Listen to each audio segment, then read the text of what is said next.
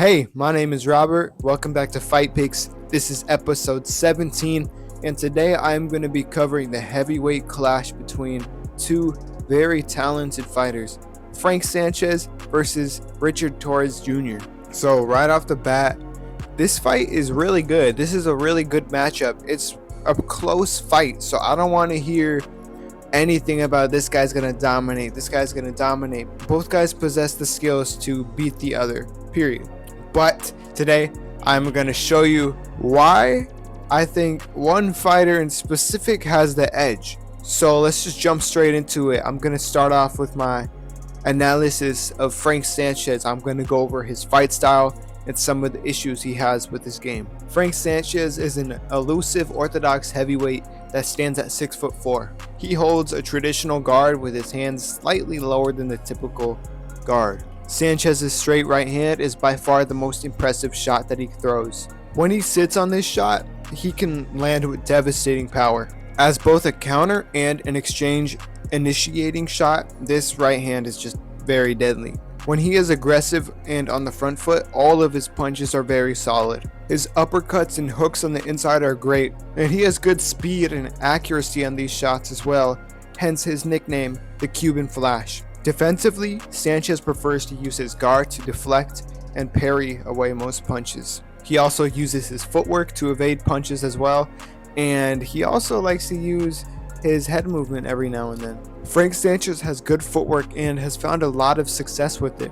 At heavyweight, footwork that is good like his is hard to come by. Often it is those with the best footwork that find the most success at the high level. Sanchez is most devastating with his footwork when he uses it to take advantage of the openings his opponents leave. His quick pivots allow him to find angles that lead to a lot of success. At his best, Frank Sanchez showcased great footwork, boxing IQ, and speed. Against Junior Fa, he managed to control the bigger fighter with quick and precise counters. Frank Sanchez has been out of high-level heavyweight boxing for 2 years. This is mainly due to the knee injury he sustained before the Caballel fight. This injury has been lurking for those 2 years and even postponed his original matchup against Richard Torrez that was supposed to happen in March. In his worst performance against Caballel, he still found some success. Sanchez used his counters pretty well in this fight. The quick speed on his punches allowed them to connect more often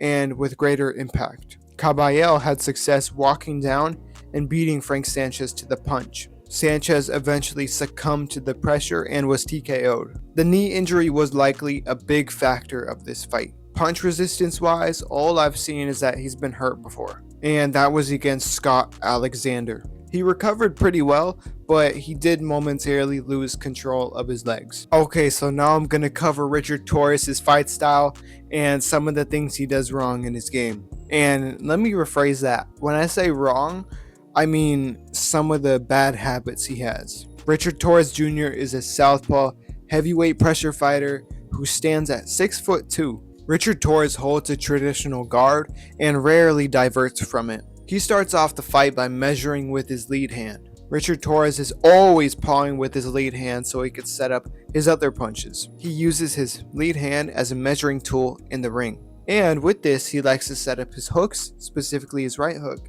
and his straight left hand. When he throws these punches, it is typically in combination. He likes his double jab and uses it often. In the mid-range, he mixes up punches of all types. Uppercuts, hooks of all variations, and straight punches as well.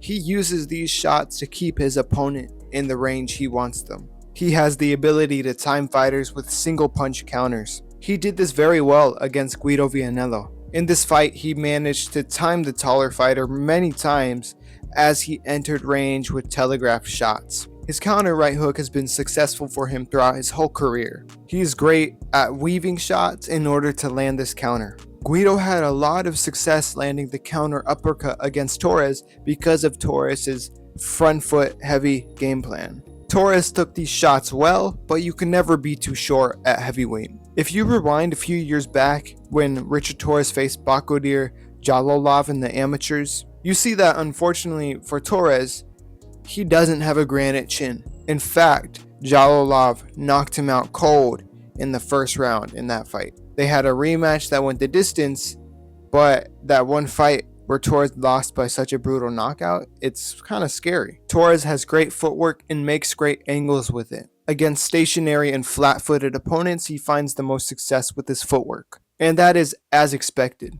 When he faces fighters who move more offensively and defensively, he typically just resorts to effective aggression with his footwork. Walking down his opponents is another area of his game where he finds a lot of success. It is his main game plan, but sometimes it is the only way he fights, which can be very troublesome at heavyweight. Being one-dimensional is an issue that many heavyweights struggle with. Luckily for Torrez, he is a very experienced amateur and has good boxing ability that he can rely on. He has decent countering on the back foot and uses his in and out footwork very well. Power-wise, Torrez has solid power. He doesn't possess that one-punch power that fighters like Joshua and Wilder have, but he has good pop and usually finds most success with it in combination. Defensively, it seems like most of Richard Torres's defense comes during or after his offense. He dips a lot when he throws his right hook. He also uses his guard to parry and deflect punches.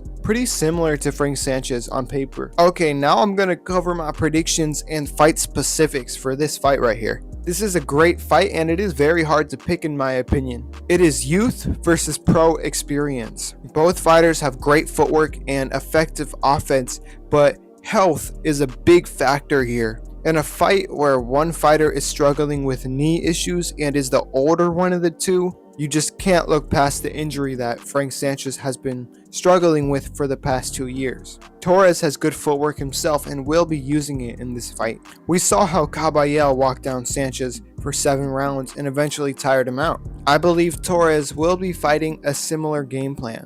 Sanchez has good counters and Torrez is very counterable. Sanchez will have moments with his counters, but similar to the Caballel fight, the wear and tear of his knee will add up. With that being said, this fight is close, but I cannot look past the injuries that have been present in Frank Sanchez's game for the past 2 years. I am going to pick the younger and healthier fighter to win this fight. My pick is Richard Torrez Jr. by an eventual 6-round TKO after he is just putting it on Frank Sanchez. Frank Sanchez will have his moments, but like I said, I feel like the wear and tear will add up eventually. Thank you guys for watching. This is a great fight. I mean, these are the type of fights that boxing really needs the most. It's these matchups where they put a young prospect against a fighter who's still good in Frank Sanchez. Frank Sanchez could win this fight. He should not be a big underdog. He is still very talented and he's a great fighter. I just think the injuries that he has sustained are, like I said, I think they're going to add up here. Let me know who y'all got in the comments. Do you guys think that Torrez is going to get knocked out as he enters the inside with an uppercut? I mean, we know he gets hit with uppercuts. And Sanchez has a pretty good counter right uppercut, I can't lie. So that's definitely going to be an issue. But like I said, let me know who y'all got. I'm really curious to see because this is a good fight. Thank y'all for watching. See y'all next time.